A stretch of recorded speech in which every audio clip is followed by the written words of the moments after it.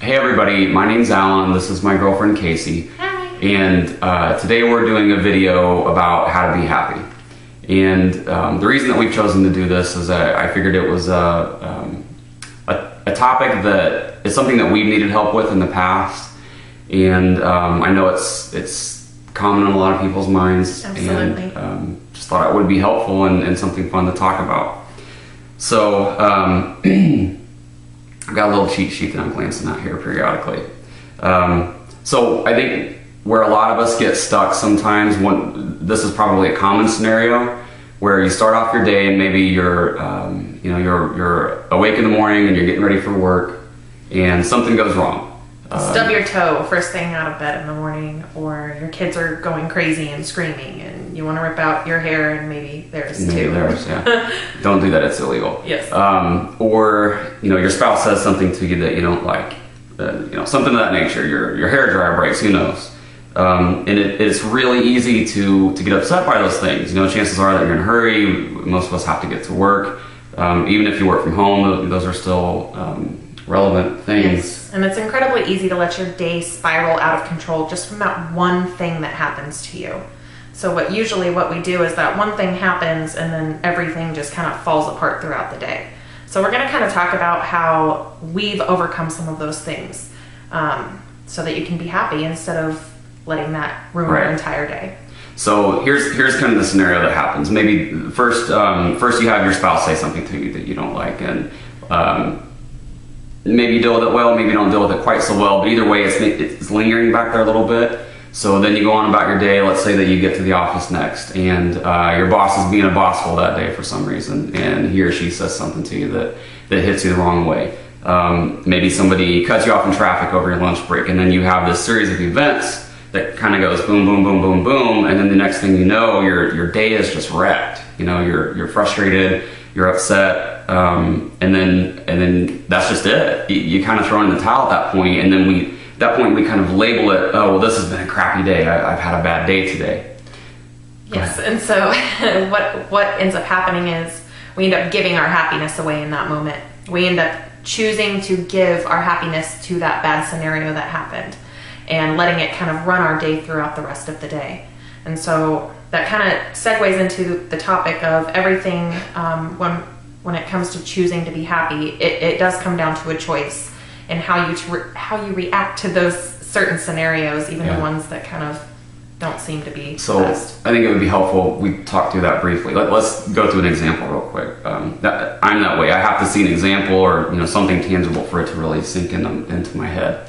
And it's got to go through a lot of hair product to get there too. Yes. And she's my hairstylist, so we're actually sitting in our salon right now. So let's say that the first thing that happens to you in the morning is you've got the news on, which, by the way, this can be a whole separate video, but don't watch the news. Stop watching the news. It doesn't help you. All it does is fill your head full of the worst negativity, drama, etc. And it's the wrong programming to put in your head. And that's a double entendre, by the way. So you're watching the news and you hear about some shootout and there's all these traffic problems and all this negativity. Yeah, the weather's bad. The news likes to refer to, sorry, sweetheart, likes to refer to a partly sunny day as partly cloudy. So, well, and what ends up happening is they just take any kind of negativity and put it together as excitingly as possible so that they get viewers. Yeah. So it's literally just a huge ball of negativity that will seep in your head and you'll think about it and stew on it all day long. And even if you don't realize it in that moment that that's what you're doing, it does have some kind of underlying hold on you that you carry with you. So you have that first situation occur, whatever it may be, and you're upset. So in that moment, when that thing happens, you actually have a choice, and this is where we've gotten stuck in the past, and we've, with a lot of trial and error, and probably more error than trial, but with a lot of trial and error, we've reached the conclusion that it is absolutely a choice. You either choose to get upset or you choose to be happy when that challenge presents itself to you.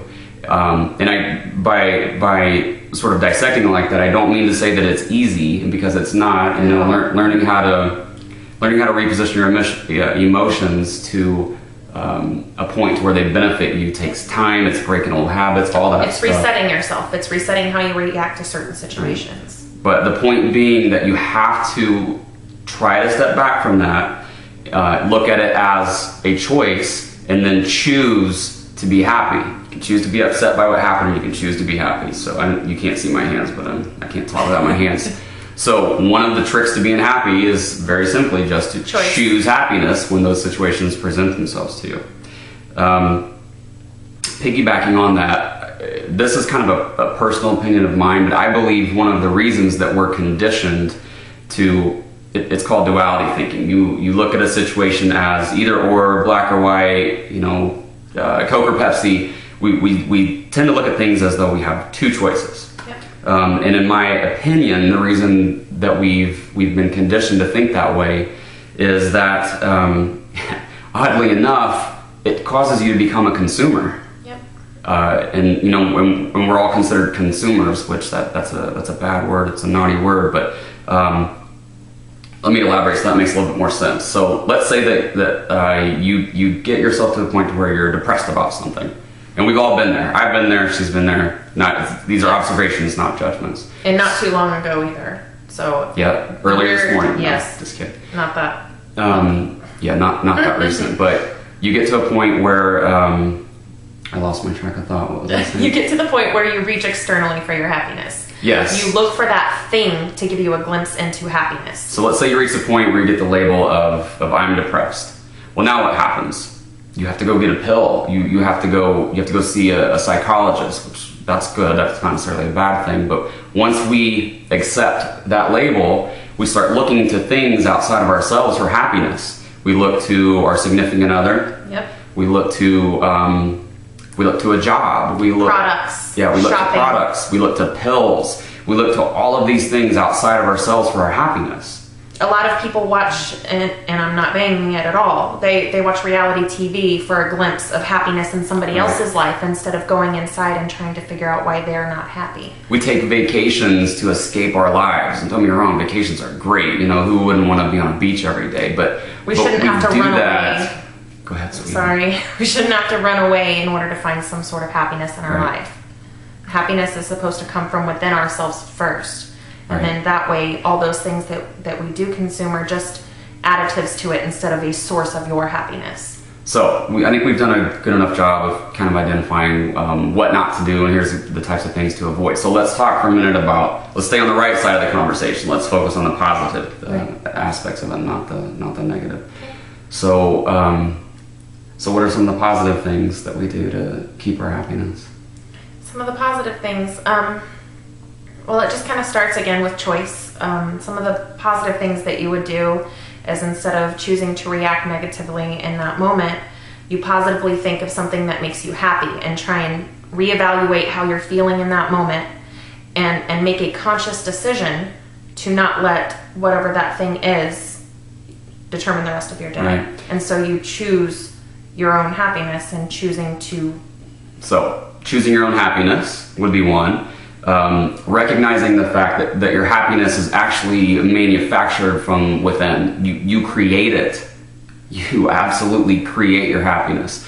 I guard myself against negativity. Even internally within my own brain, if I feel, I call them stumpy thoughts. Say you're walking along through a field and all of a sudden you hit that little tree stump where somebody cut down a tree. Yep. And you trip over it. Those are stumpy thoughts. Stumpy thoughts. So when you hit one of those thoughts where everything's going good and you feel that thought popping in your head that might lead you 2 hours later to being upset about something, jump over it. Don't let it become a stumpy thought. You even need to kind of guard those internal conversations that we have so that you can maintain your happiness. I got 2 more tips that come to mind. Did you have something you wanted to add? Let's hope I don't forget them. Start your day off with something positive. Absolutely. Every day, every single day, without fail, the very first thing that goes into your brain needs to be something happy, positive. Don't get me wrong. By that, I don't mean that you need to have the 700 Club playing in the background, and I'm not slamming that. If that's for you, that's awesome. But that's the whole point. Do what is right for you. Listen to your heart. Go with your gut. Listen to happy music. Yeah, it can be music. finding positive things. If you do want to watch the news, being very safe about be very safe and selective of how you intake that information. Go on the internet if there's a certain situation that you're wanting to know about, and search for it that way. That way you're not exposed to all of these other negative things that are just coming in to set things in your brain. So what Casey and I have done wrong in the past is whatever's just kind of been out there, we've allowed that to come in, and you don't want to do that, because mainstream media and those things that are out there, typically, speaking in generalities, they're not your friend. Drama and negativity, those things are not your friend. They're going to be selfish with your happiness. Keep it for yourself. Don't give it away so very easily. One other quick thing that I was going to add, another little trick to being happy, and this is going to sound odd at first blush, but do something for somebody else to make them happy. And absolutely, without fail, every time you will be surprised at how much happiness that brings you. Absolutely. And it can be simple. It doesn't need to be a big deal. It doesn't need to be a big thing. Smile very big at somebody walking down the street. Say hello to somebody. Hold a door open for somebody. When somebody thanks you for that and that you get a smile back, there's just no better feeling than that. Yeah. And if you can take that feeling and scale it and do those little things every day, whether it's listening to happy music or doing something nice for somebody, or just taking 5-10 minutes out to sit and kind of think of how you're feeling and try and figure out why you're feeling that way, and then try and make that conscious choice to move into happiness. Yeah. There's tons of other ideas. Go through your closet. You could donate clothes to a children's group home. If you're walking through the grocery store and you see a big crowd of people, fart. People will laugh at that. Don't really do that. They might chase you out of the store. Yeah, well, you could do that. That one's probably not for everybody, but I personally think it's funny. So, did you have any others you wanted to add to that? No. Okay. So just to kind of summarize, takeaways. Happiness is a choice. Like Casey said, don't give your happiness away. When you let somebody else get under your skin, no matter how tough it may be in that moment, it's still your choice. It's up to you whether you keep your happiness or whether you allow that other person to steal it away from you. You can't control what happens to you in life, and I know I have been guilty of that one in the past. Me too. So when you try to control what happens to you, we're not meant to live that way. That can actually be a source of frustration. So don't look at it as though you have to control what happens to you and you're always on the guard against everything. I don't necessarily mean to say that. What I mean to say is that when challenging situations present themselves to you, help me out. How am I trying to articulate this? Basically, life is kind of like a big wave. So when that wave comes at you, you can either fight it or you can choose to jump on it, keep an open mind, be happy, and see where that wave takes you. Because usually when you fight it and you try and push back, what's going to happen is you're still going to get that resistance, and that's where those little sequences of little things going wrong throughout your day. So if you stop trying to control everything around you and you just kind of let whatever come to you and just choose how you react to it, life goes so much easier. You begin to be happy. You begin to wonder how you can teach this to others. Like, it becomes a movement. It becomes contagious to smile. It becomes contagious to want to make other people feel this way. And it's not about perfection. It's about excellence. Shoot for excellence. Don't shoot for perfection. We're human. We're not perfect. We're not meant to be perfect. Nope. So you can't control what happens to you, but you can control how you react to it. And right there, that's your source of happiness. Yep. So thank you guys so much. Yeah. Peace and chicken grease.